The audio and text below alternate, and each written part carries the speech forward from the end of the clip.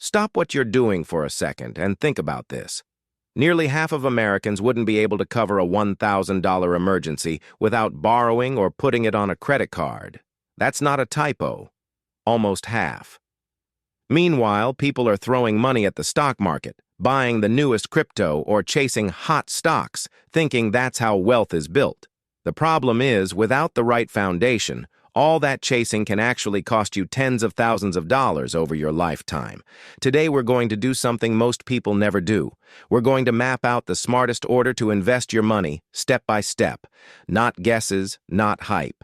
Real strategies backed by math and research. By the end of this, you'll know exactly where to put every dollar to maximize growth, minimize risk, and avoid the mistakes that trap most people in financial chaos.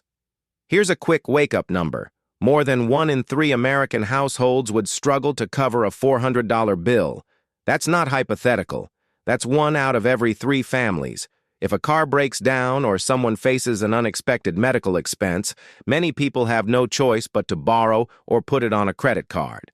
This statistic matters because it shows why so many long-term financial plans collapse before they even get started. Now here's another number that makes people wince. The average interest rate on credit cards for accounts that were charged interest was roughly 21 to 23% in recent measurements. That means for many balances, you're paying more than $1 in $5 per year just to carry debt. If your investments make 7% a year, but your card is charging 22%, you are losing ground every month. Pay attention to that gap. Finally, a system fact. The IRS and retirement rules change slowly, but right now, basic contribution limits for 2026 look like this.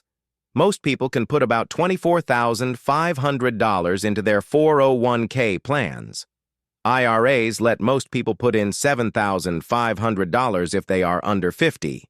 Health savings accounts can take roughly $4,400 for individuals and up to about $8,750 for family coverage. These numbers matter because they set the legal limits for tax-sheltered growth. If you know the caps, you can plan around them. Okay, here's the simple, smart order you should follow. I'll show you how each step works. I'll give you math. I'll add choice points where your situation might change the move. Stick with me and follow the chain. It matters. Step 1. Start with a small, fast emergency fund. Not a full 6 months. Start small. Save $1,000 as quickly as you can. Why? Because accidents are random and urgent. You don't want to sell investments or pile on high-interest debt to pay for a broken phone or a car fix. A quick $1,000 stops that knee-jerk reaction. Once you have that, move to a 1-month buffer. After that, target 3 months of living cost. 3 months is a good middle ground for most people. If you have a stable job and benefits, 3 months is usually enough. If your work is up and down, aim for 6 months. Breaking the goal into $1,000, then 1 month, then 3 months, makes the whole thing possible instead of impossible. Let me tell you an interesting story. Imagine rent and bills total $3,000 a month. $1,000 gets you a start. 1 month of expenses is $3,000. 3 months is $9,000. You can plan it as small wins.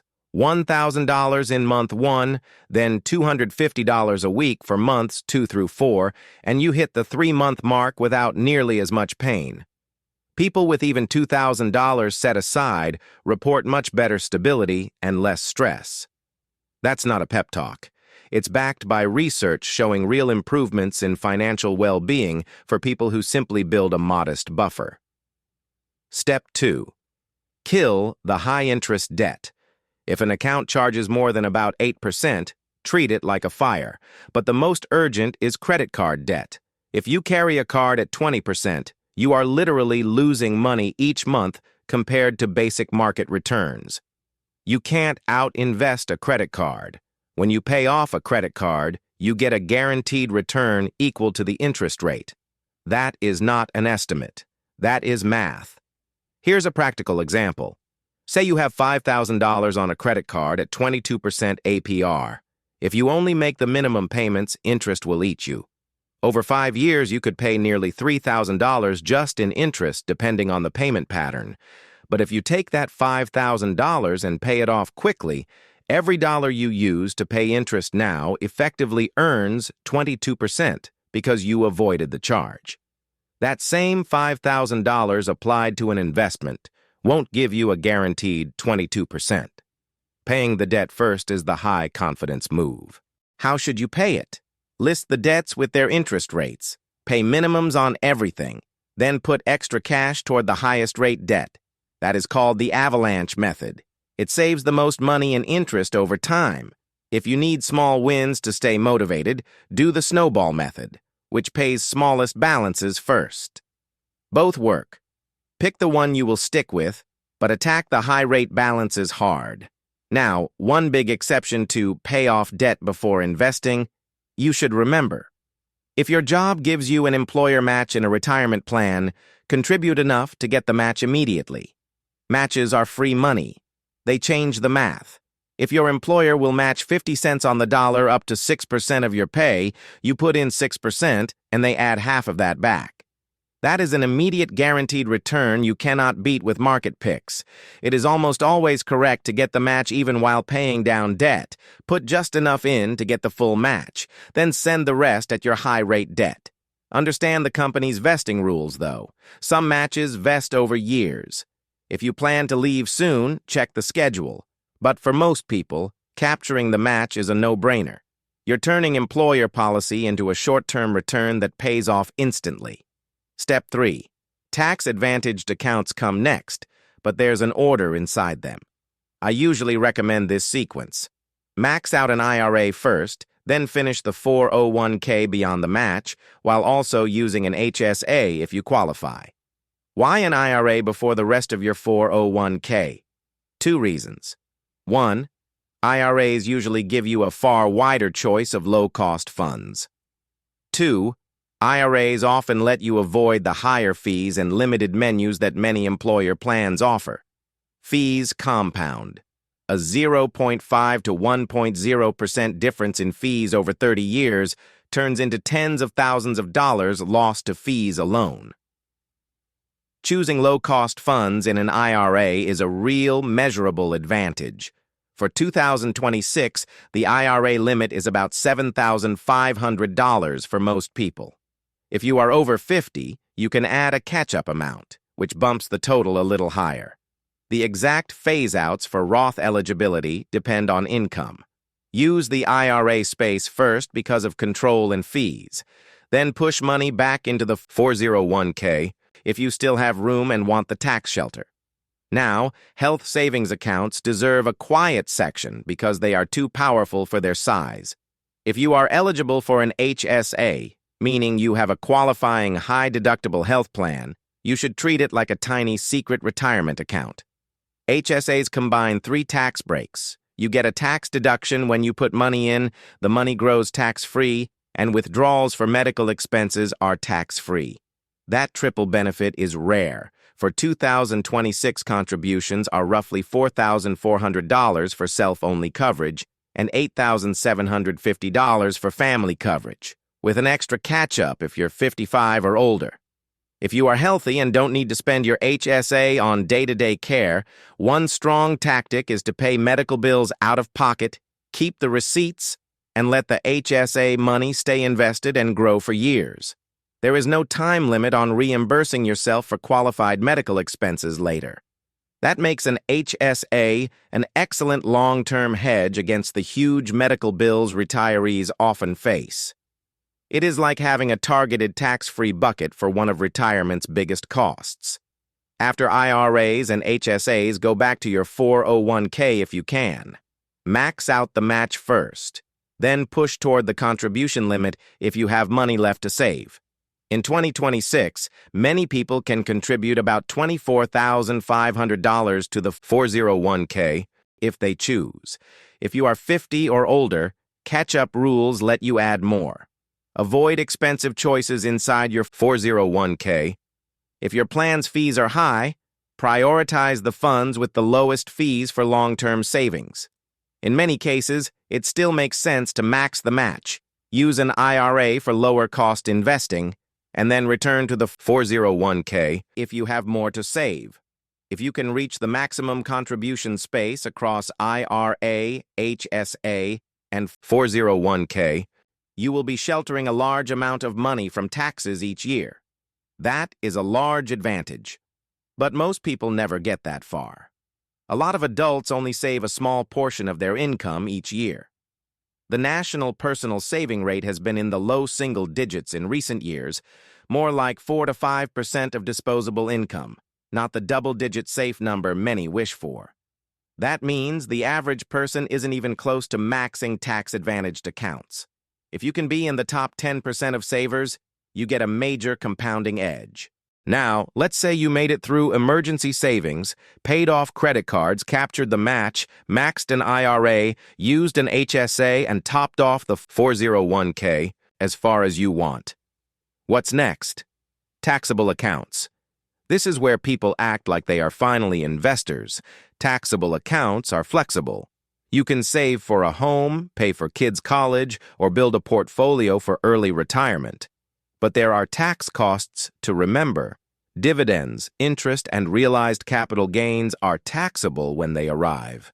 That tax drag slows your compounding. Over decades, the difference between money in tax-deferred accounts and money in taxable accounts can be hundreds of thousands of dollars even with identical gross returns. Here's an example with simple numbers. Suppose you invest $10,000 a year for 30 years at a 7% gross return. If all of it grows in a fully tax-sheltered account, you might end up with roughly $940,000. If the same money is in a taxable account and loses value each year to dividend and capital gains taxes, after tax you might end up somewhere closer to $700,000. That is a rough example but highlights the point. Taxes matter. If you are building wealth, prioritize tax-advantaged growth first. Use taxable accounts for flexibility and specific goals. Within taxable accounts, be tax smart. Favor tax-efficient investments. Index funds and ETFs that keep turnover low are cheaper in taxes. Municipal bonds can be tax-free for certain investors. Use tax loss harvesting if you have a taxable account and a flexible strategy. Keep long-term gains where possible because long-term capital gains tax rates are generally lower than ordinary income. Small moves here add up over decades. At every step, think in terms of guaranteed math versus probability math. Paying off a 20% credit card balance is guaranteed. Investing is probabilistic. Employer match is guaranteed. Fees are guaranteed. You pay them no matter what. Tax benefits are structural. Align your decisions with guaranteed wins first, then layer the higher-risk long-term plays on top. Another common question I get is, what about paying extra on a mortgage versus investing? The right answer depends on your mortgage rate, your tax situation, and your goals. If your mortgage rate is very low, say 3% to 4% after tax, it might be more efficient to invest the extra money into tax-advantaged accounts that earn you a higher expected return. If your mortgage rate is high, or you need the peace of mind of owning your home free and clear, paying it down makes sense. That's why this script isn't a rigid checklist for every person.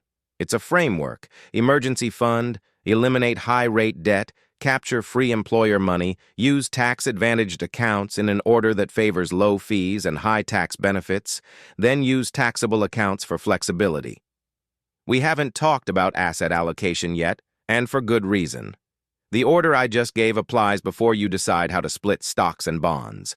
Once you are putting money into IRAs, HSAs, 401k, and taxable accounts, then decide your mix. Young people can generally tilt toward mostly stocks for long-term growth. People nearing retirement should tilt toward a mix that preserves capital and still offers growth. Simple, low-cost index funds usually do the job for most people. Avoid trying to time the market. Rebalance periodically. Keep emotions out of it. Here's a practical timeline you can actually use. Week 1. Stash $1,000 in a savings account or money market you can reach quickly. Week 2 through month 3, hunt for high-rate debt and set a plan to attack it. Throw every spare dollar at the highest rate balance while contributing just enough to your retirement plan to get the employer match. Month 4 onward. When the high-rate debt is gone, increase retirement contributions to hit IRA limits if possible, or at least move as much as you can into low-fee index funds inside an IRA. If you have access to an HSA and qualify, funnel money there and invest it. After that, boost your 401k contributions until you meet your own target. When you have excess savings, after all of that, open a taxable brokerage account for flexible goals. This path won't be glamorous. It is not a fast track to clicks and headlines. It is boring in a way that actually works. The boring routine of building emergency savings, ending high-rate debt, and getting tax-advantaged growth compounds into a big result. People who follow a disciplined path like this routinely end up far ahead of those who chase the next hot stock. If you found this guide helpful, go ahead and hit that like button. Drop a comment below and let me know which step you're going to start with first. Don't forget to subscribe and turn on notifications so you never miss a tip that could save you thousands.